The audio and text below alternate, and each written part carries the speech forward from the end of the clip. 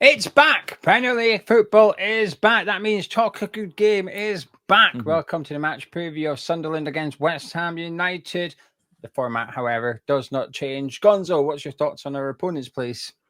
Yeah, ambitious, I think. That would be fair to say. Really ambitious.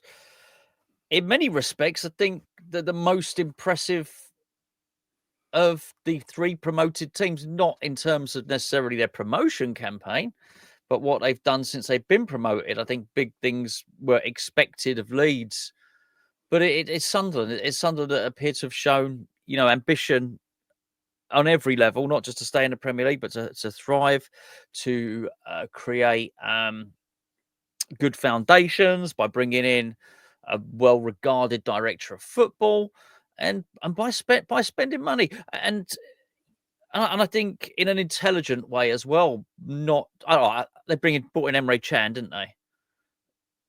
Did they bring in Emre Can? No. What have you been reading? I don't know. You mean Granit Xhaka? That's what I mean. What does Emre Can? From Leverkusen. Yeah, anyway, whatever. Yeah, Granit Xhaka. I did. Yeah. Sorry, yeah. But I don't think it's just been that. I mean, by bringing in Diarra and the lad from Bruges on the wing, and they brought in the winger from Brighton as well. I think they've actually, the players that they've been targeting are not like Emre Can. Nothing like him, in fact. But I think Xhaka's going to bring that experience. But they've definitely gone. I think they've done the right thing, absolutely the right thing here. So, yeah, and it's tough. It's tough for them because they've had to look at their northeast rivals doing what they've done. Obviously, recently they've taken so much of the limelight in the northeast, Newcastle, that I think they had to do it. So, yeah, I've been very, very impressed, actually. To be fair, we went after that midfielder. They'd have to rename him Emre Can't. That's true. Yeah. Wouldn't be able to sign him. Sunderland had to spend. And not just Sunderland, the other promoted teams as well. But this is where I think Burnley sort of stitched themselves up a little bit last season. So when they got promoted, a lot of their loans turned into permanent transfers because of the obligations to buy, which takes up a significant amount of money.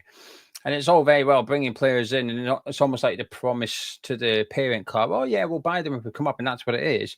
But then when you get up, you soon find that half your funds have just been allocated to keeping the squad the same. And I think that's risky, whereas Sunderland didn't have that. They weren't in that situation.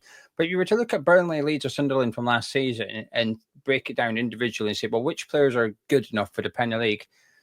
The reality and the truth is not that many for each team. A handful per team, per club.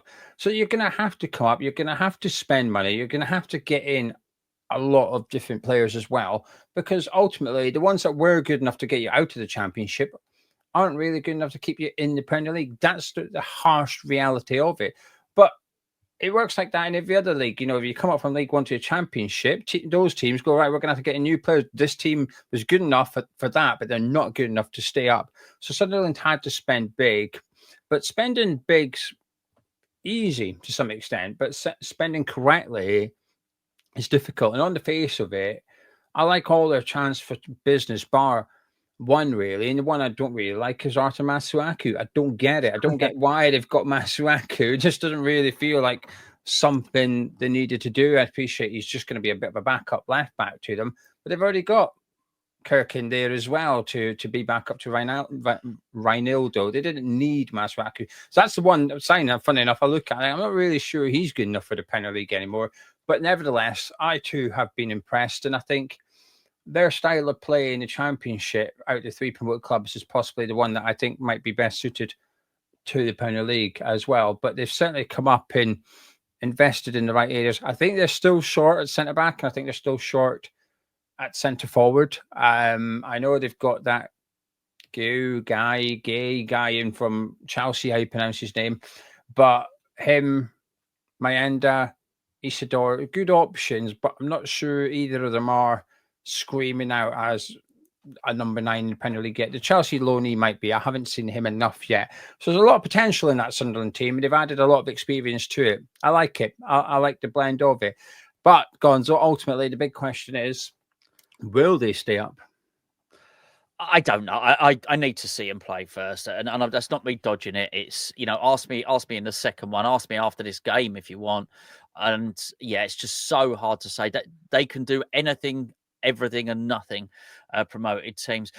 All I can say is, you know, it looked bleak for them, and they sold Bellingham, and you think, what are they going to do? And it wasn't just that. People were looking at a number of their players. People were looking at Chris Rigg last season, and a number of their players, and I'm just impressed with what they've done. And I think if I had to, I'll say this: I think they're the most likely out of the three. I just haven't seen them in comparison to the others. It's a tough league, as other teams are good. I'm not sure how much Brentford will decrease, because you would expect they will. So they've lost their manager, a really important player in midfield, haven't they? Mbeumo, probably Wissa, quite possibly as well. It's a lot to lose. I think it's hard to lose your best players and get better. That's for sure. I'd apply us to that as well, by the way. So yeah, I need to see what the others are doing, see what Wolves are doing, maybe a couple of the others who might struggle. But that's a big gap. You know, there's even it's changed so much. Even teams that you might have targeted before in the Premier League, teams that, you know, teams like Bournemouth, teams like Crystal Palace, these are good teams now, you know. So it's tough. There ain't too many. There ain't too many who can go down. Let's put it that way.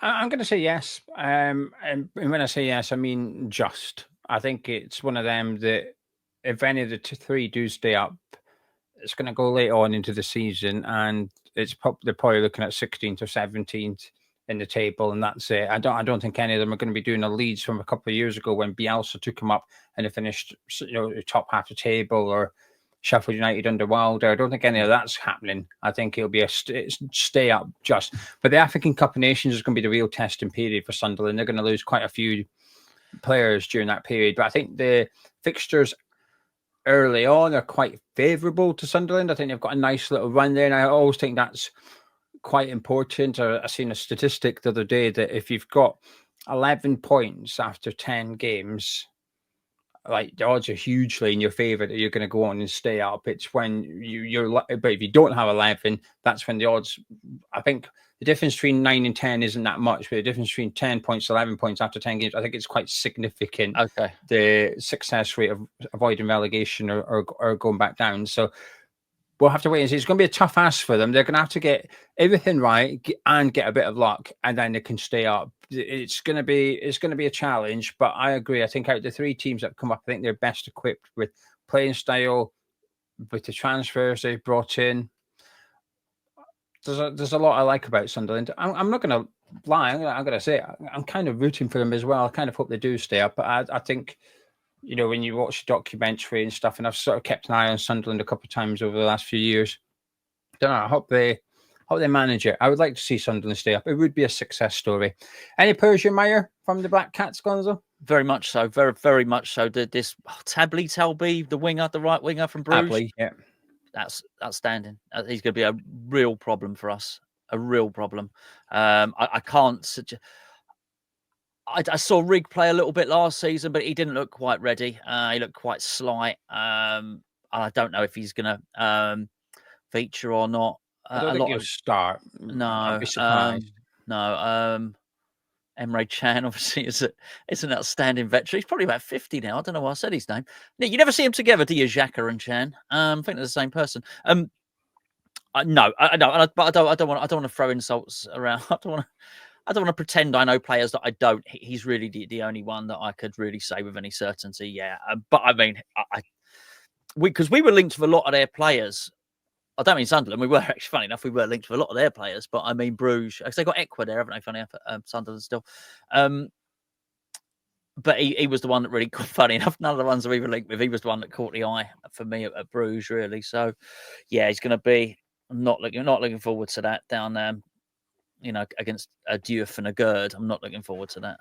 Granit Xhaka is one of my favourite transfers of the summer. I think it's a huge coup for Sunderland. When I seen it, you know, when it got reported, and I think it was Fabrizio Romano. If there might have been someone prior, but he was the one when I first came aware of this transfer, where it was via Romano.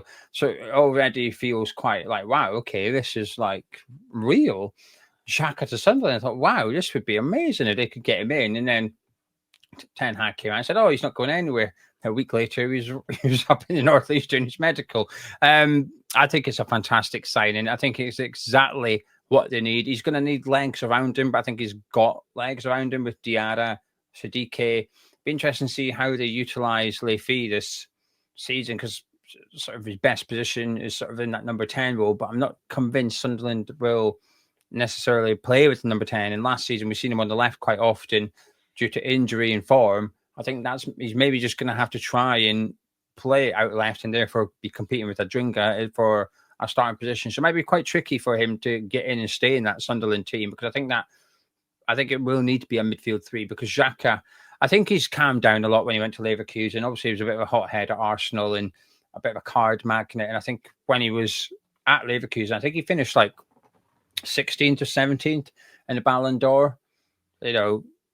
So arguably, what the official rankings are saying is he's one of the best players in football, full stop. And he's now at Sunderland. They've got a superb signing there. Big fan of him. I'm intrigued by the goalkeeper. Something for us to note, really, Bruce, is that I think he's like in the top 2 or 3 keepers in European football last season for high crosses. So we're intending on just whipping crossing after cross. Maybe better to hit them in low, because this keeper's pretty comfortable by the sign of it, by coming out into the box and dominating it. Alderete, I think is how you say his name, is centre back. Never heard of him, but there's a lot of hype, a lot of expectation on him to be a really good player too. So a lot of could be good players at Sunderland, and we're going to find out over the course of the season if they are good enough or not.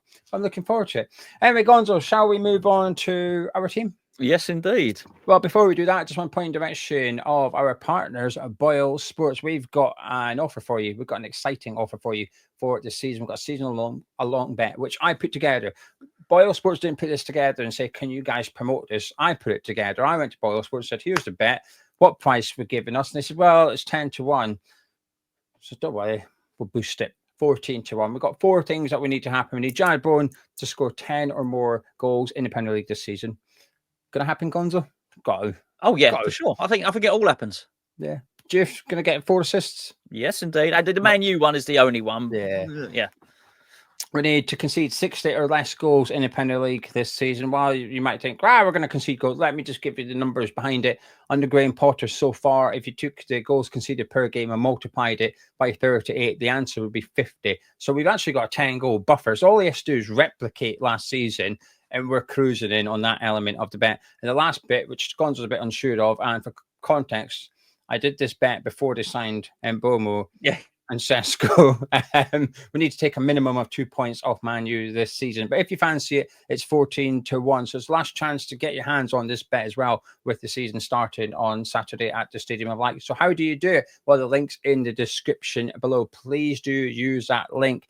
If you go to Boyle Sports through Google, you'll get up to £25 worth of free bets. If you use our link, you'll get up to £40 of free bets. Please do read the terms and conditions below. You need to deposit a minimum of £10.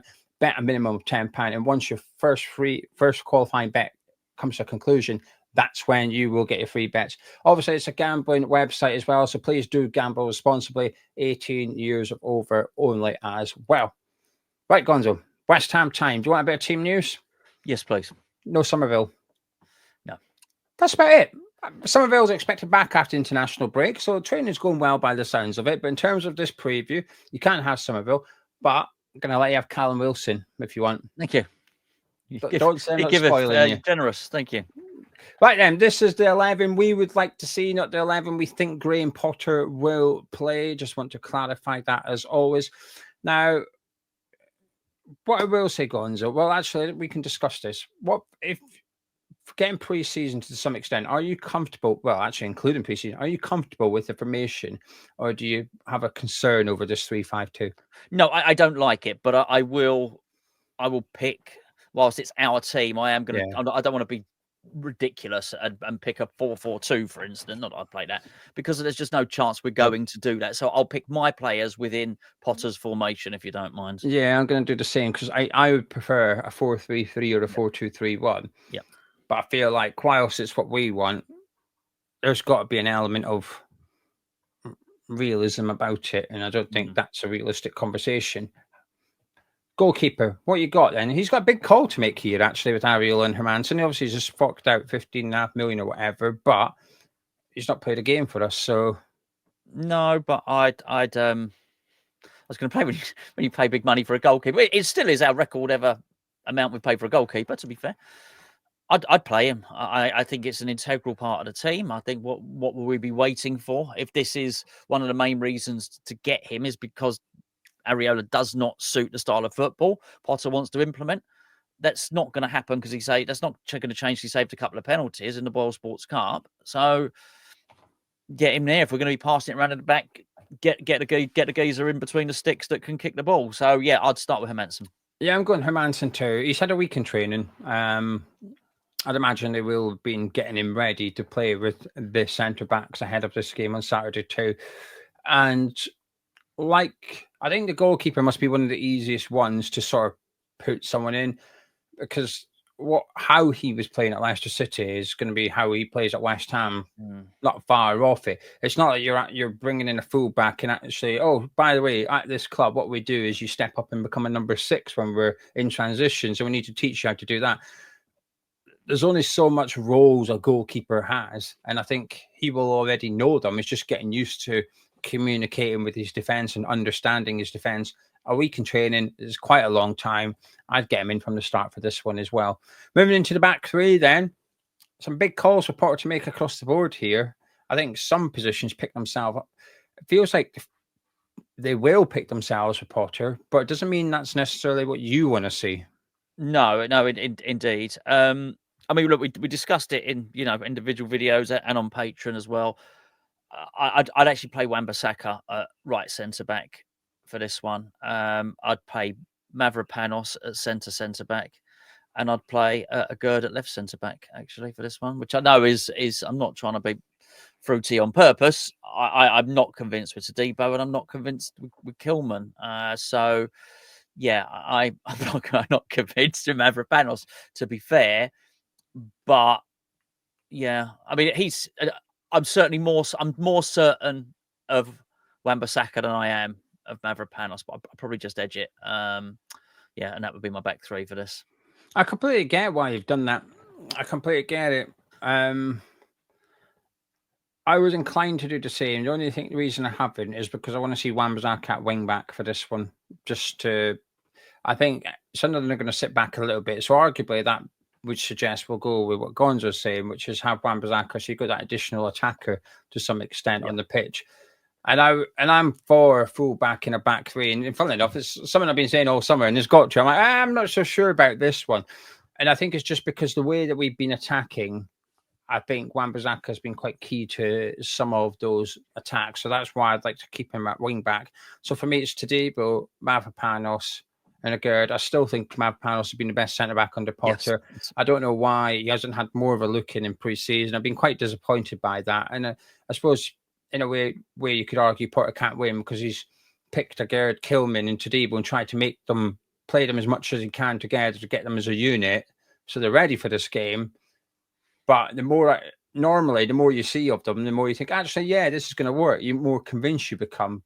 But that hasn't happened yet with me in this back three, nor you, obviously. The more you see of them, the more you think, I'm really not sure about this. So I can understand your selections there.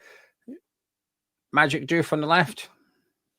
Yes, yeah, absolutely, yeah, for sure. I will play him there. It's going to be tough.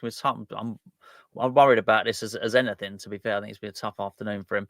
Not going forward, but going back. I think there's going to be a lot of a Gerd saying get back here. I think we might be seeing that quite a lot in this game actually. So that's my area of concern for this one. I know you did a video the other day about the weakness and whatnot, but yeah, that's a concern for me. And obviously top.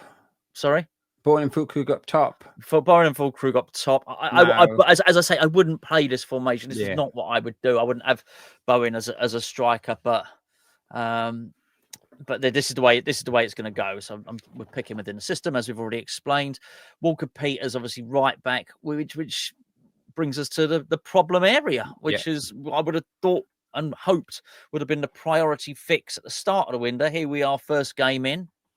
Still not fixed. So we're going to have to be quite creative because I just don't think we have three players really suited to it. And we're going to play a team who I think, will play 3 new central midfielders against us. So they've done their business. They've got legs in midfield. They've got energy in midfield.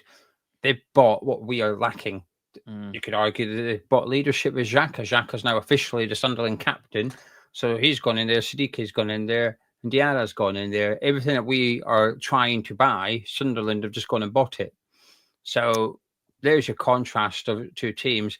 And it's partly because of Sunderland's makeup of midfield. I'm even more concerned about this game because it's not like we're way to come up against a team who also have a slow midfield. And I think, oh, well, that's okay. Our weakness won't be exposed too much. But actually, I think Sunderland's midfield might actually expose whatever we do in the middle. So let's go one by one then. So I'm assuming you're going to have Lucas Paqueta in part of that 3.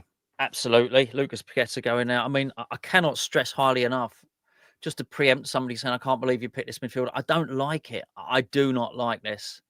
Anyway.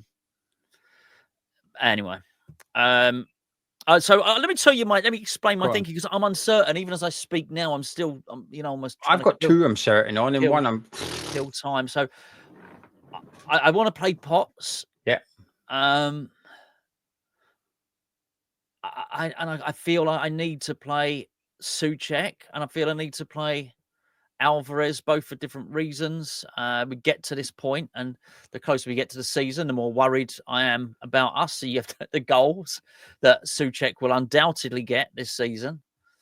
But then when he plays in midfield, he'd sort of, I don't want to claim he's undisciplined. I mean, he's so reliable in the way he will help look after the box, but in the way that Potter's been playing him, he buggers off, right? And I need someone to stay next to Potts, really. I'm not sure he'll do that, which leads me to think about Alvarez. But now I look at that, I'm like, oh man, the whole thing's so slow. But the whole problem is because we haven't bought the player yet, or players.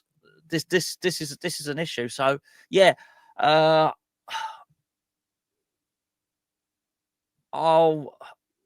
we can't even. Alvarez hasn't played a game in pre-season. I know. I feel your pain while you're having a think. I feel your pain. I think Paqueta and Potts on the team sheet for me. Paqueta, you just got to hope the good version of him turns up. And then with Potts, deserves his chance. I think it'd be very harsh to rob him of his opportunity after he's had it in pre-season. And whilst I don't think he's looked incredible in all the games, he's not looked bad in any game. I think that's just a couple of games I think has passed him by a little bit, but he wasn't the only player that you could attribute that to. And also, that's going to happen. Like, he's going to have quieter games. He's going to make mistakes. He's learning his trade. And I think if you can't play him, and we've just praised Sunderland to high heavens here, but if you can't play him against a team that was a championship team 3 months ago, then you're possibly going to struggle to play him at all in the Premier League here. And I know they're not the same team. I get it. I understand the context. I understand the fact the atmosphere is going to be buzzing. But Potts played against Sunderland last season twice, I assume. I am assuming that he played Portsmouth against Sunderland. So I think he'll be all right. So Potts and Paqueta go in there for me. And it's just that last one. And funny enough, do you know when you were talking about Souček, about how he always buggers off, I genuinely thought you were talking about Alvarez. Well, you could. I did. I generally thought you just moved on to Alvarez without saying Alvarez. So I thought, he's just got muddled up here. And then when you mentioned Alvarez, I don't know, he was talking about Souček. I generally thought you were describing Alvarez there when you said about you can't rely on him or whatever, and he buggers off. And because that's how I see Alvarez, as someone that just goes wandering. He's a bit headless chicken. And like you said, we've not seen him pre-season. And the weird thing is, I actually think Ward-Prowse has arguably been one of the better midfielders in pre-season, just because he's not been good. He's just been all right. Whereas the other ones have had poor games. I don't think he's necessarily done that. But I have no desire to see him. No. I have none. I have no desire to see Rodriguez. None. So it's sort of like, well, who are you going to pick? I mean, I'm about one half of football away from watching Mo Conte play football again to want him in the starting 11 before the game. I know. And Fearon played well, and Orford was the best out of all of them. Yeah, Orford this is, it's not great. But this is where I've got to say this now. We're on this point. When Fearon came on and him, Potts and Paqueta looked as good as a 3 as they did, that really was. These things happen in football. I've seen it so often, be it the 1990 World Cup or all the time. You see these players, they come through, they're unexpected. You think, okay, well, go on. Glenn Johnson was one. Who's this? Oh, bloody hell, we can play now. There's loads of them. There's loads. Everyone's got examples in their head now, I'm sure. At that point, Potter should have said, oh, okay. Do you know what, Preston? We're going to give you another game in pre-season, and I'm going to use these three together. It just gives you another option, but we never saw him again. And I think he's limiting himself with what he's done there. But you're right, he was massive. And Kante's massive, isn't he? Yeah, he was big. I mean, I watched the game as much as good as I could, despite the kick clash. That's me. Oh man, that was terrible. I didn't think Feiron had that good a game. I thought he got barged off the ball easily on a couple of occasions and stuff. But I thought Orford just looked like the best player on the pitch. Yep. And then when Conte came on, it was like, then he was just bullying people. And a couple of passes were a bit rough and he got away with it at that level. But at the Premier League, I think you've got to be a bit sharper. But was happy to keep playing the long passes as well. They were like 30 yards. He was spraying it out to the fullbacks and stuff. But just able to get on the ball, eat up the ground, move with it. Well taken goal. Had a chance before he scored, which he shanked with his left foot. But it was a very promising display for me. I thought, I'm looking forward to seeing him more. But then I was genuinely sort of half joking to myself, but half not thinking, another performance like that, mate, and I'll happily see you on the in the first team, because we're screaming out for a player like that at the moment. Is he ready? No, but I think the players that we've got currently, I'd also say no. I think for this one, Gonzo, I think I might go with Souček. Bit of goal threat. Will give everything, and it's a low bar at the minute, but it's Souček more due to process of elimination. I'll go with him as well, because I think he might get us a goal. If there is likely to be one goal in this game. I don't mean only score one. I mean one. You know what I'm saying? 2-1 or whatever. And he can make that deciding contribution in the game. He's very, very good at that. And I just don't think we're good enough at the moment, or have enough good players in the middle to pass that opportunity up of him scoring a goal. That basically scoring that goal at the far post, which he's likely to score. So yeah, for that reason, yeah. Right, as we come to the end of the show, before we move on to the final 3 questions, I've actually got 3 questions for you sat at home. And if you answer yes to any of them, pay attention. Question number 1, would you happily pay 90p a week to help support Hammers Chat? Question number 2, would you like to get entered every month into a draw to win some signed goodies?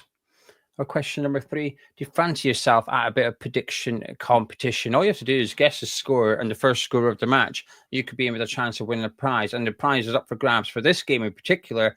Are all-around signed Julian Dix goodies. We've got Julian Dix signed print, Julian Dix signed captain's armband, Julian Dix signed shirt, and also if my prediction's right, someone is winning a signed Julian Dix autobiography. If you've answered yes to any of those questions, then please head to patreon.com/Hammers Chat, where your support will be much appreciated. And in return, you will get all of those things. You will get additional video content. You support the channel. You get entered into all the giveaway draws we do every month. Over £8,000 worth of prizes we give away last season.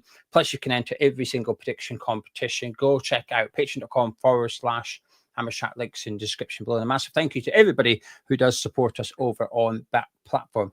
Plus, I'll have my opposition prediction show going up there tomorrow as well. You fancy listening to me ramble on about Sunderland? Gonzo, tough fixture. It is really tough.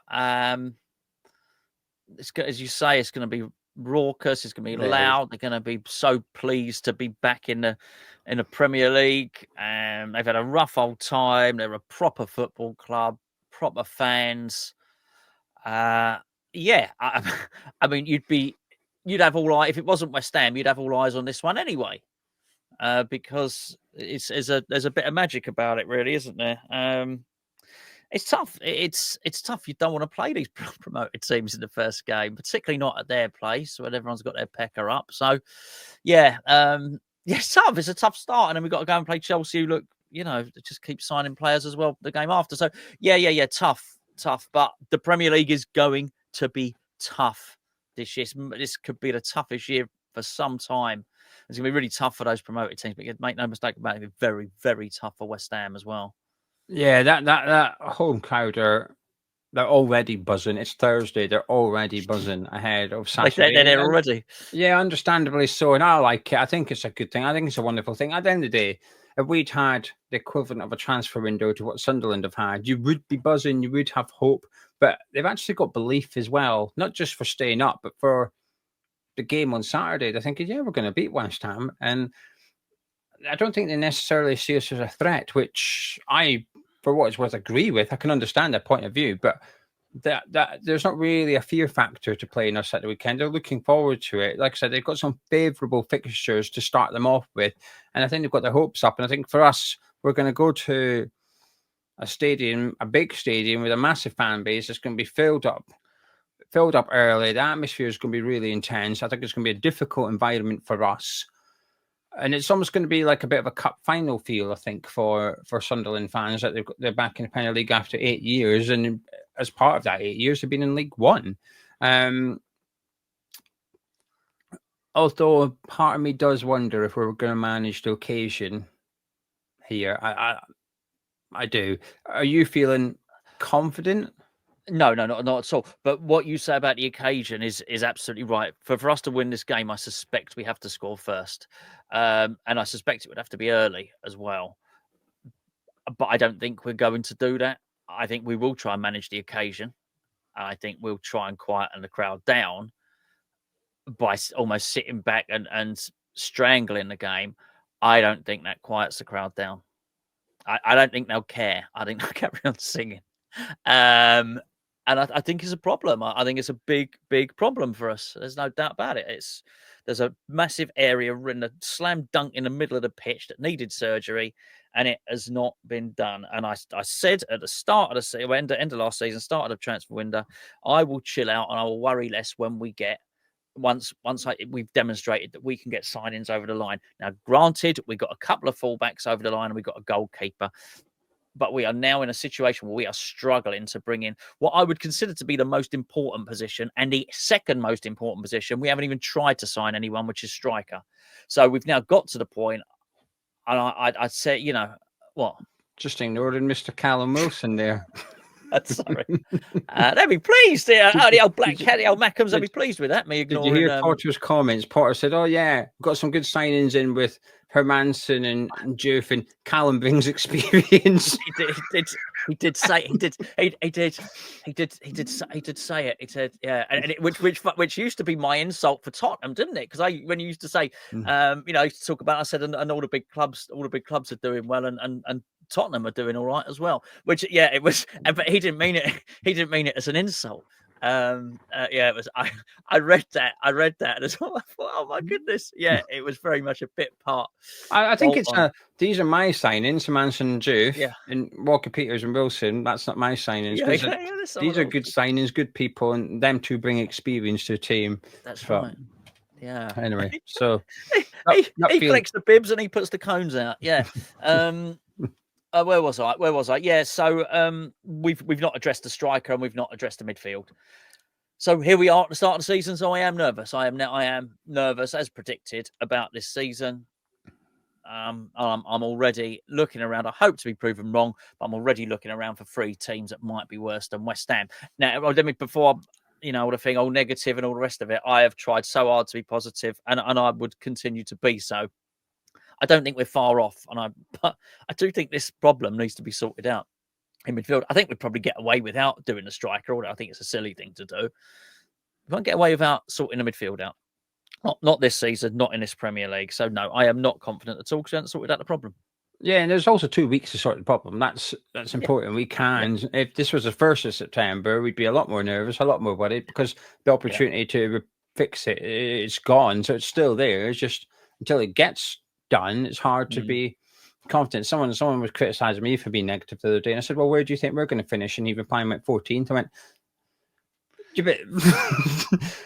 I said Well, with Frankie, I said 14, but when I've done my actual sat down and done my league table, I had us 15. He said, "Oh, you're negative. You're one position above me, mate." I know, yeah. What 14th and 15th? Is that? Are we now deciding that that's the bar between confident and positive, and being negative and downbeat is 14th and 15th? But it's hard to feel optimistic for this game. Actually, I think this season, I think we'll be better away from home than we are at home, because I think the football will be on the boring side of things at times. And I think at home, it kills the atmosphere, regardless of who the home team is. And I think that will benefit us on the road. So I think on Saturday, I wouldn't be surprised if for a few minutes at a time, you see us just passing the ball around at the back with not really much intention of going forward. But what we're just trying to do is just keep the ball, just quieten the home fans down a little bit, remove any excitement or tempo from the game, and I think it will work. What are you laughing at? It's just what you. It's. I was imagining it in a brochure that West Ham had sent out, and then, but actually, what you just described of passing the ball around the back, boring people. I think it might be what's needed on Saturday. Yeah. I know. The ball and just. The thing is, they'll have their tails up. They'll be buzzing. They'll be full of energy. But while it's a bad time to play Sunderland for the first home game of the season, I could flip it around and say, obviously, African Cup of Nations period to one side. It's also the best time to play Sunderland in the sense that they've got a lot of new players. Half the team's going to be new signings. So if they haven't quite gelled yet, that's going to be to our advantage. They also haven't finished in the transfer window, I don't think. I still think they need a centre-back and a centre-forward.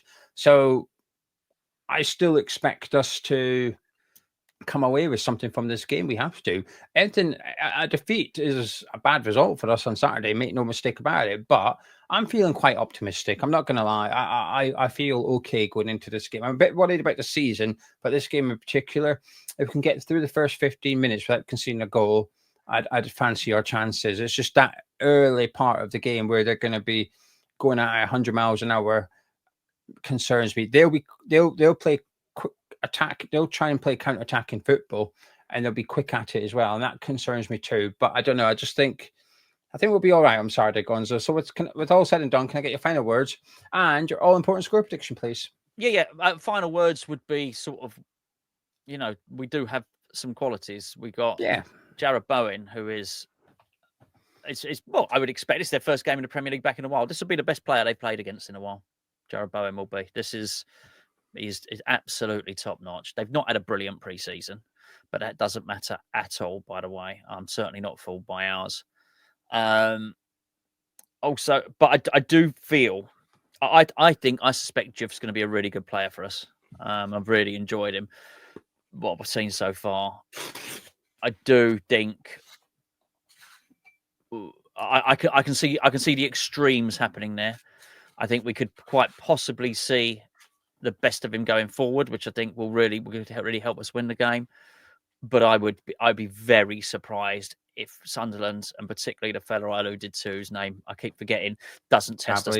Yeah, test us down that side, and we don't really know if Jiv can defend yet. And I suspect, because I think Wan-Bissaka will play at fullback. At wing back on the right, and I think I actually think our weaker side could well be down the other side if they probe it. I don't know yet. I suspect it and I fear it. And unfortunately, I'm going to have to say I think West Ham are going to lose 2-1. Oh, I went 1-1 for you. Don't know. I don't have a sticky pad at the minute, so I have to make do with a curly label. You've got me worried now. I don't think we'll lose. I think it'll be a tough game, but I think Porter's tactics might suit this one. I think it'll be a bit boring. I don't think there's going to be much goals in this one. I'm going to say Sunderland 0, West Ham 1. I think it'll be a boring. I think it's going to be a boring win, but an important one. I don't think we're going to concede loads of goals this season either. I think we'll first and foremost, the priority will be to keep a clean sheet. Don't concede, can't lose. I think that will be our mentality on the road this season. I think you might see it on Saturday as well. So I'm going to go 1-0 West Ham. Anyway, thank you very much for joining us. If you've got any thoughts, please do leave them below. Don't be shy. Get involved in the comments. If you've enjoyed this preview, please do drop a like on it by clicking thumbs up. Subscribe to Hammer's Chat. And if myself and Gonzo haven't put you off more content, then come on over to patreon.com/Hammers Chat, and we'll see you over there.